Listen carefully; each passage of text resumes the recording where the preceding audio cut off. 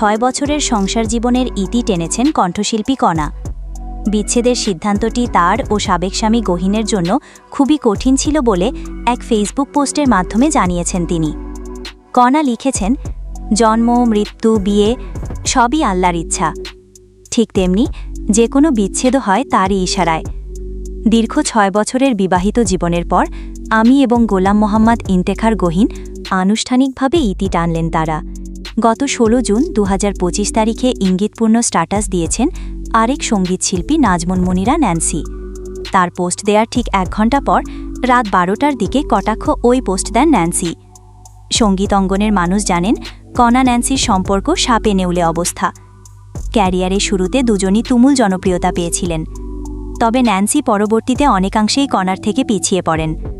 ক্যারিয়ারের শুরু থেকে এখন পর্যন্ত গানে নিয়মিত থেকেছেন কণা, যদিও ন্যান্সি তার পোস্টে কারো নাম উল্লেখ করেননি। তার পোস্টটি কণার পোস্টের একটি বাক্য ব্যবহার করায় নেটিজেনরা ধরেই নিয়েছেন ন্যান্সি কণাকেই শিয়াল রানী বলে কটাক্ষ করেছেন।